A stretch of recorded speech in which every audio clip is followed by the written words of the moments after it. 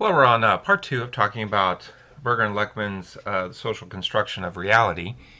And we just had a pretty, I thought, helpful discussion of the institutionalization idea where man structures his or her environment, whereas the environment structures the lives of non human animals. All right, got that far. We've looked at the idea of flexible versus fixed when it comes to flexible versus fixed, when it comes to what we're doing with the environment and our relationship to the environment. We talked a little bit about constructing human nature and how humanness is socioculturally variable. And so the question we were asking was, how does man produce himself, particularly through curriculum in formal mass education systems? FMS. I don't really know how that works, but that's what the... So now we're going to move on to constructing the self. And if we look at this rather long quote from page 50, and let me just work through this with you, starting up here. The period during which the human organism develops towards its completion in interrelationship with its environment is also the period during which the human self is formed. Okay, so human organism, we're really getting basic here, develops towards its completion in interrelationship with its environment. That is really, really important. The formation of the self, then, must also be understood in relation to both the ongoing organismic development and the social process in which the natural and the human environment are mediated through the significant others. Okay, so what they're saying is how we construct ourselves is a process of both this, human development. By the way, you can take whole classes on child development. It's not something that is unknown to us. And then a social process in which the natural and the human environment are mediated through the significant others, whatever they are. Right? So we have this idea of, let's just put it this way: nature. Oh, I think you see what's coming, and nurture. Right? We have the nature part, and we have the nurture part. The organ part, I have too many notifications going on my computer. Sorry about the bleeps. We have the nature part, and we have the social, or the nurture part. Okay, let's continue. The genetic presuppositions for the self are, of course, given at birth. That's the nature part. But the self, as it is experienced later as a subjectively and objectively recognizable identity, is not. The same social processes that determine the completion of the organism produce the self in its particular culturally relative form. Now, this is kind of important. The same social processes that determine the completion of the organism produce the self in its particular culturally relative form. So we have this idea that social processes make us culturally relative to our environment. The character of the self as a social product is not limited to the particular configuration the individual identifies as himself. For instance, as a man, in the particular way in which this identity is defined and formed in the culture in question. Okay, so let's just take this idea of being a man versus being a woman, right? So we have the biological idea of what a male is, right? Biologically, men and women, or boys and girls, are different from each other.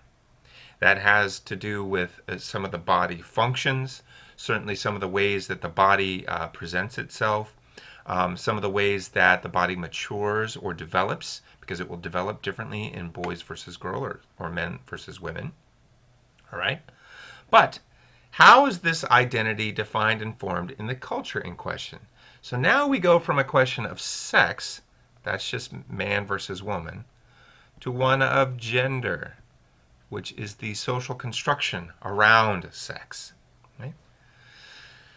Okay. It's not limited to the particular configuration the individual identifies as himself, but to the comprehensive, I'm down here, psychological equipment that serves as an appendage to the particular configuration, for instance, manly emotions, attitudes, and even somatic reactions. It goes without saying, then, that the organism, and even more the self, cannot be adequately understood apart from the particular social context in which they were shaped. Okay, this last part of the quote, this is what we've been working forward towards throughout this whole long section. It goes without saying that the organism, that would be humans, and even more the self, that would be our identity and the way that we know ourselves, cannot be adequately understood apart from the particular social context in which they were shaped. That means that while a male is a male anywhere in the world, right, and a woman is a woman anywhere in the world, biologically, there are men and there are women. We're not going to go into transgender, right? Let's just go with men and women. So a man in the United States is a man in Saudi Arabia, biologically. That's one part of this. However, socioculturally, a man in the United States and a man in Saudi Arabia are very, very different, because the way that gender is developed and defined and formed in the culture in question, as they say, is very different. Consider this. Let me get the ink off. There we go. So here we just have a picture of some Saudi boys and some Saudi women. Now, these are boys that are filing into school. They are part of a particular culture. The fact of the matter is, biologically, these boys are boys no matter where they are in the world. Right? Boys at Asa Packer Elementary School here in Bethlehem, Pennsylvania, are boys biologically, just like these boys are in Riyadh. However, they grow up in a very different cultural context. And so ideas about how these two groups are going to relate to one another are socially constructed. They're very different than what we have in other parts of the world. For example, Bethlehem, Pennsylvania. Okay? So when we ask down here, what are the manly expectations of these Saudi boys, the question is not, what is their expectation because they're boys biologically? The question is, what is their expectation because they are boys socially and culturally in a context where men and women are, and their gender roles are highly distinct and, quite frankly, very specifically separated based on context and the community they're in. So, for example, if one of these women, let's say this one, is this boy's mother, then this boy has every opportunity to see her face, to see her without her abaya, right? To know her fully, to interact with her fully. However, if this boy meets this woman wherever on the street, he does not have the right to be that intimate with her. He will not be able to see her face. He will not be able to see her without the abaya, right? It's a very different relationship because he's not a male relative. All right. These are important ideas. Let me take the ink off again. These are important ideas about constructing the self, and gender is certainly an easy way to make this distinction between biology, right, which is the sex part, and then gender, which is the social and cultural part. Right? Very important distinction. So when we are constructing ourselves, there's a difference between who we are as humans and who we become through our character and our identity and our self. And that is a key point for us. So as we look at curriculum and the way that curriculum is shaped and developed and devised and valued and implemented, it's a way of moving beyond just the biological components of who we are, male versus female, or human versus non-human, or whatever you want to say.